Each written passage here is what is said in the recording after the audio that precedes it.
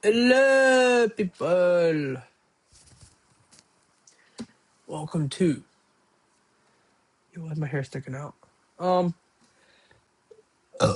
sorry. I tried Coke Zero. Sorry.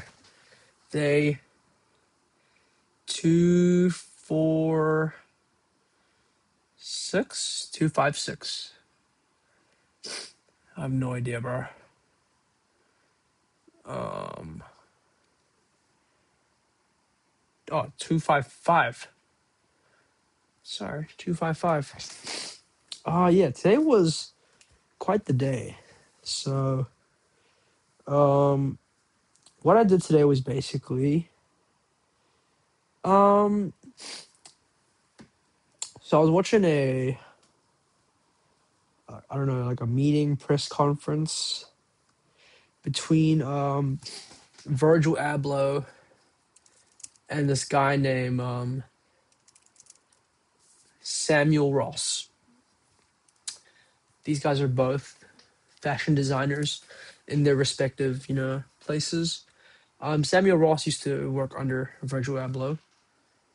But yeah, he started off his own brand, kind of diverged from the assistant scene and wanted to take on his own, main project, in which he founded a Cold Wall, which is a brand that's based around, Britain's working class and, kind of that industrialized era mixed with, components of streetwear and things like that. But that's not the main takeaway. So, I was watching this, it was this morning. And one of the things that I've came across, or that I kind of picked up in that lecture, I guess you could call it, there are a lot of key takeaways, talking about being able to take your core ideas in the messaging and the cornerstones of your brand and being able to conceptualize that onto pretty much any medium, so if you're not able to do that for your brand, then your brand cannot physically stand, alone. Like if you couldn't take the ideas of your brand and conceptualize it onto, different types of clothing or even like banners, houses, murals, a wallet, t-shirts, all that.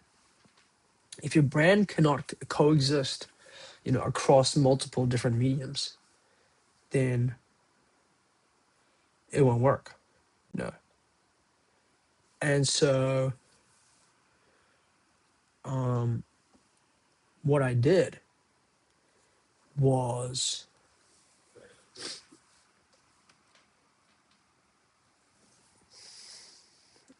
essentially I created the at peace manifesto, because it was a key takeaway in that video of the lecture in which they talk about how a Cold War actually started from this kind of think piece that Samuel Ross produced, which he said was a dissertation. Is that the word? Something. This is somewhere. Dissertation. It was a dissertation towards, the British working class, and he used that, think piece to found and, a Cold Wall, which is built upon all of the ideals that he talked about in that video, in that, kind of thesis. And the point of that thesis, he said it was a 2,500 word essay, essentially, that he wrote himself, that talks about different, concepts and ideas that have nothing to do with starting a brand, but mainly just, looking at underdeveloped concepts within the industry, things that are much more open space that haven't been widely explored, and he tapped into those, relating that to wider societal implications. And that's how you can kind of find your edge in the market, as well as develop your ethos as a brand. So that's kind of what I wanted to do. So I did that exactly. I went on Google Docs and I produced a 2,271 word, um, which, yeah, I would just say is the At Peace Manifesto, which is just derived of, down to its core, the cornerstones of the brand, that, the pillars that represent the brand for what it is, and kind of a reason for being for the brand as well. You know, a sort of insight into my subconscious and kind of laying it all out there to, you know, try and define what it is that I'm looking for. And that is kind of, yeah, what I needed to do and what I did was able to do that I, haven't been able to do previously, where I couldn't really find that definitive line between, where I stand and where my brand stands. But now I wouldn't say I'm 100% there yet to where I could define it to a T, but I'm much, much closer. You know, once again, it's 2,000 words. I wrote this in about the span of an hour or two. I just kept going, I didn't stop. I just did not stop writing at all. So it's just like 2 hours, 2,000 words conjured up of my own subconscious, you know.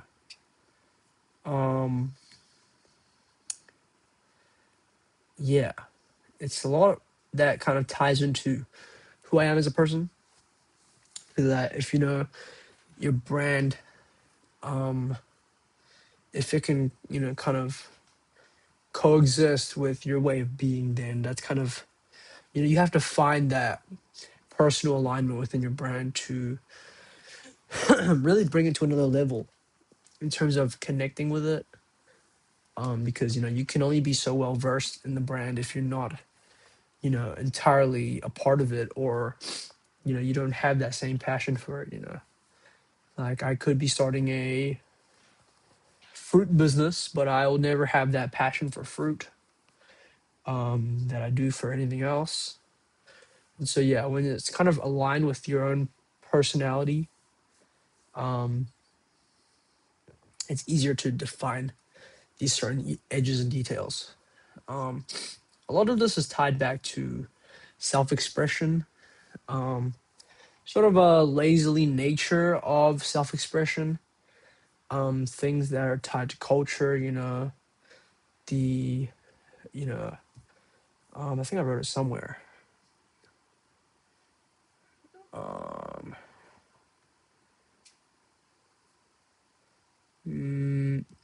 the casual minimalist style through a Korean and Japanese lens came about simply due to the rapid expansion of urbanization in their culture amidst post-apocalyptic events from war.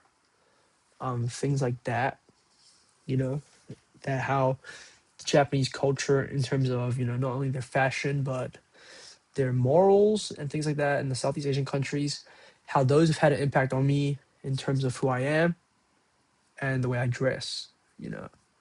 As corny and cliche as it sounds, this kind of manifesto is where you have to be real and honest. And I couldn't go about writing a piece like this without tapping into truly the whys and hows of how myself, who I am, came to be. And it's in this manifesto where I question, what the cultural significance of that piece could even be. And I kind of came to terms with how I believe that at peace is boundless by nature. You know, I think that at peace could never fit into a culture or be defined by a niche.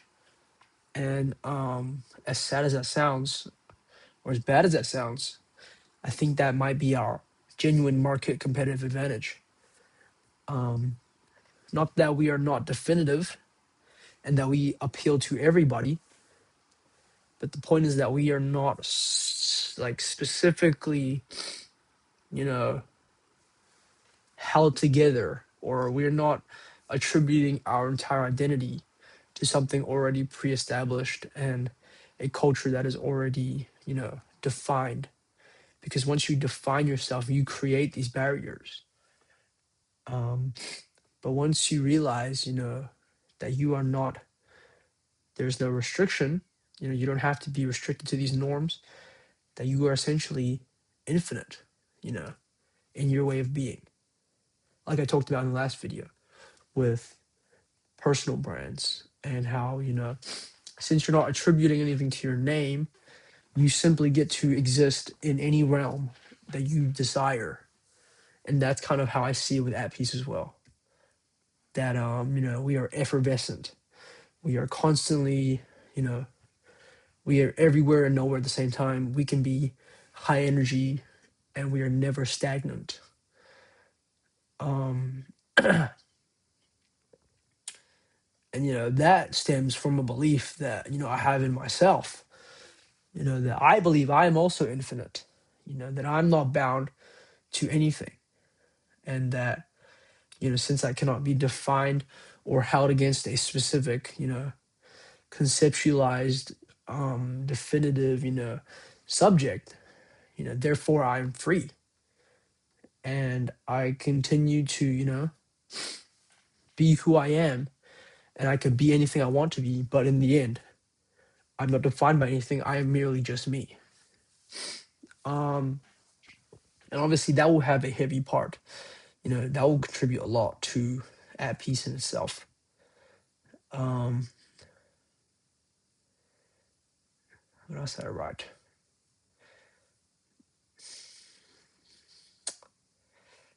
Um,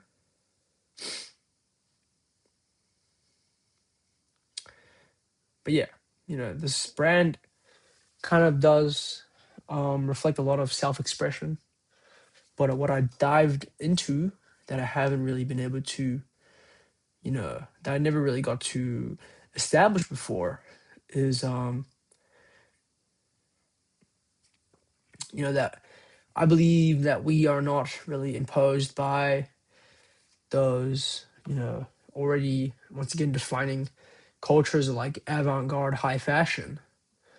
When they do all their high contrasting, unique, abstract sort of silhouettes that you see in those, runway shows. But yet again, we are not, on the other side of the spectrum, where we are copy and paste, trend writing Instagram brand. There's that sweet spot in the middle where, as long as you're able to add your own twist on it, or kind of add your own flair, as long as you sit in that kind of Goldilocks zone, and just kind of, whip it up yourself, you can kind of find that sweet spot, and create something meaningful. I feel like our brand's experimental. We kind of encompass the flowing of nature, the, flowing of the universe. It may seem a little far-fetched, but it all ties down to some sort of, value rooted in our brand. Um, it's modernized, minimalistic, casual sort of streetwear that, we try to bridge the gap between statement piece like silhouettes, fuse those harmoniously with casual street clothing that you could wear on the daily, Um, and that's kind of what I think the peace motif finally represents. I think for the past few months, I've been struggling with trying to define what it means for At Peace, and that main motif of peace. What can that be? Because obviously, peace can come in any sort of form, physically, spiritually, figuratively, mentally. Um, but I think we were able to kind of define that not in a spiritual or physical way, like how it would seem. I feel like, I mentioned this at the start of the manifesto, that I can't really project the ideas that the vision somehow pertains itself to, simply through the naming of the brand, At Peace. It kind of sparks up ideas and visuals of like meditation and monks and prayer and whatnot, things like that, that are kind of a displacement to what people kind of recognize peace as, or peace of mind as in, today's day and age, where, peace is seen as something that's like almost nonsensical. It's not a physical existing, inanimate object. Um, Nor is it something that's like a obtainable thing. It's not like a little thing you unlock when you're older or something. It is something that is practiced. It is something that is developed. It is something that comes with experience and loss and even grief sometimes. But peace is honestly, by nature, very, very, imaginative, and yet again, comes in any form. It's almost infinite as well in that sense. Um, and I think the at peace, you know, metaphor, or whatever you want to call it, stems from that sort of self-expression aspect where it's kind of you are expressive in your own nature, not in a sense of a confident stance, but it's almost a nonchalantness to it where you're, kind of don't really, doesn't matter what anybody else thinks. And that's kind of the vision I was looking for this whole time. Like if you were to go back to my mood boards of model ideation or model mood board, curation, where I was referencing, you know, Japanese magazine model lookbooks and things like that, editorials for these models, you would see that they're all, they all have this nonchalance to them, and they are all very laid back. And that, even though they're, encompassed with such expressive silhouettes and such, statement like outfits, things like that, the contrast between the two is kind of what I was kind of feeling this whole time with that piece. And it's just great that it kind of, yeah, does sync up, I guess, perfectly with how I envisioned it, because obviously I've been developing these emotions for a while, and it's only now that I get to kind of outsource it and be able to actually see it, reciprocated back to me, that, I can see the stuff that does resonate with my vision, and that it's actually, accurate. Accurate. Um, but more or less, the yeah, it just kind of shows that the alignment between the vision I had, where it was just merely a thought and idea, does actually, exist within a realm of significance to a culture, or just to a, you know, meaning that is tied to people or a community. You know, there's not a definitive genre that I could kind of put at peace behind, because, we talk about peace and peace of mind, and the only genre you can really attain that to, or attribute that to, is once again monks, things like that, where they take peace, spiritually to a physical level, and they kind of, it's a almost crazy devotion to it. But at peace, is never. It still has that contrast of it's not that serious. Um, because I think that's kind of how the approach of Gen Z is these days, and how they, you know, there needs to be a slight nonchalance to create edge, to create, I don't want to use the word, but to create aura. There needs to be some sort of, humility with that. And so at peace kind of aims to strengthen that humility, that quietness, and that kind of undermining another word, underlying silence that's kind of hidden, amongst crowds and people, that chill vibe, I guess. I don't know, that's a bit of a yap, but yeah, you know, a part of this also stems from, my own way of expression, and how I never really came about dressing up lavishly or aiming to be really maximalist. Um, Unlike most genres, like when you think of self-expression, obviously there's a spectrum. And looking from my past experiences, things I've seen, especially in Japan, their way of expression is so much more normalized in over there than over here. And that's kind of why I really like, going there, because it's almost like they've been able to develop a culture where self-expression isn't frowned upon, and being expressive is not a power move, but just simply a non-vocal emphasis to your character. I feel like in New Zealand, or in my home country, that there is no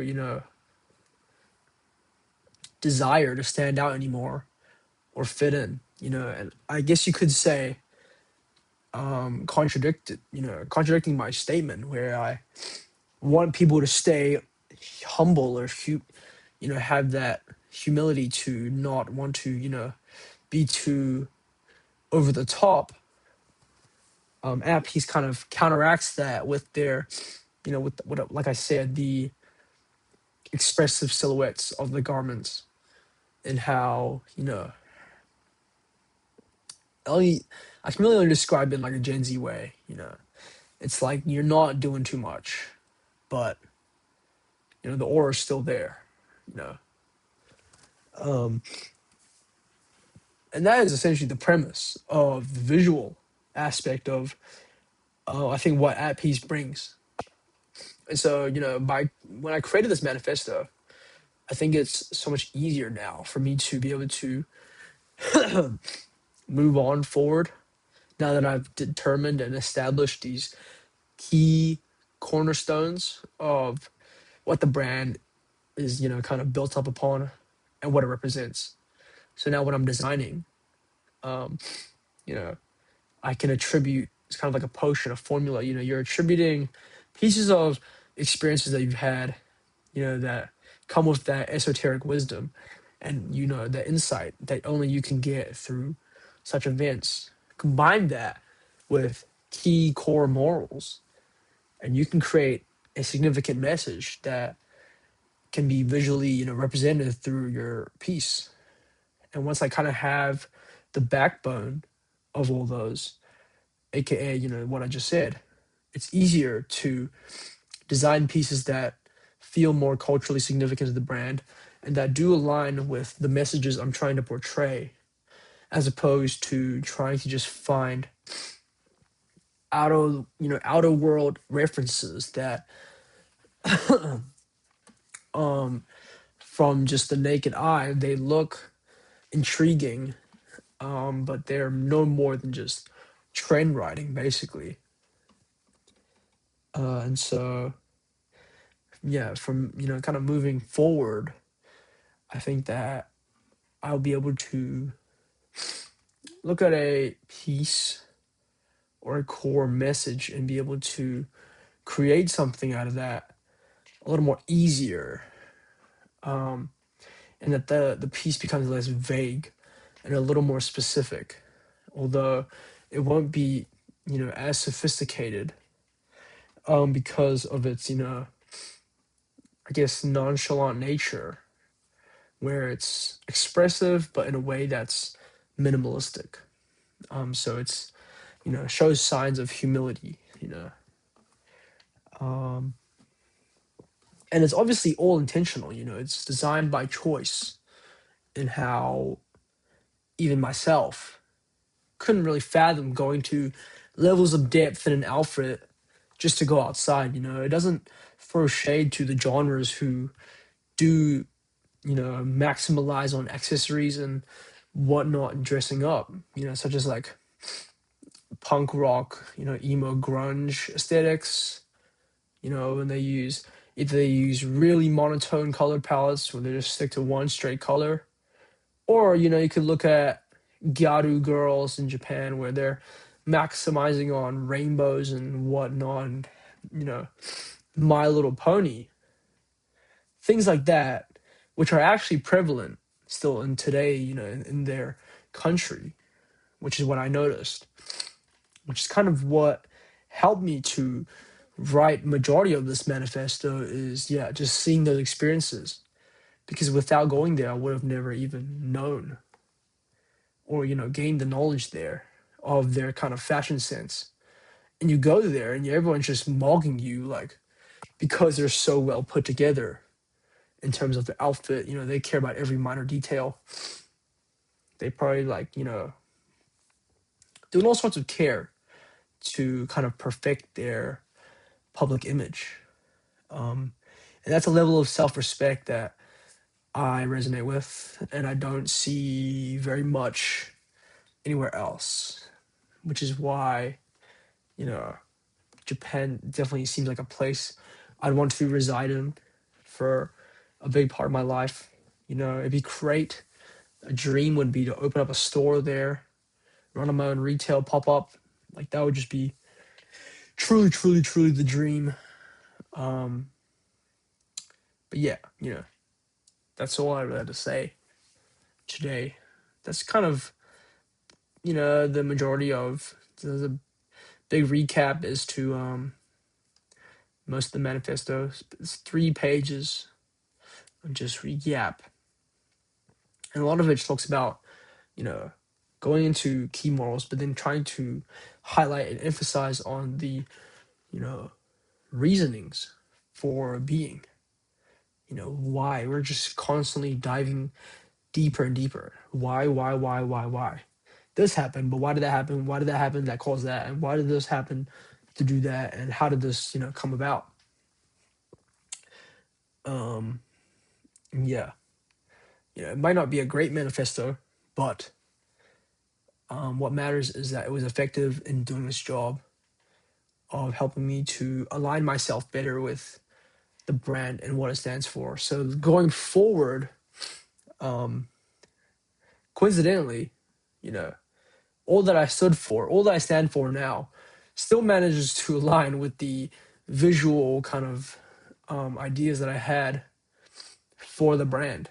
I think that just comes from an instinctual nature of, subconsciously, that these ideas of the visuals, such as the photo shoots and the video campaigns and the flat lays and everything, instinctually they just came from somewhere, rooted further within.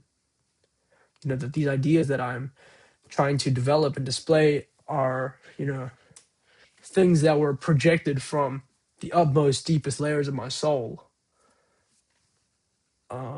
So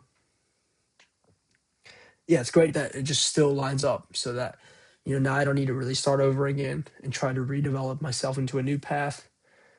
It's great that, the ideas and visuals I had for At Peace still managed to align with the key concepts and morals that, represent the brand for what it is.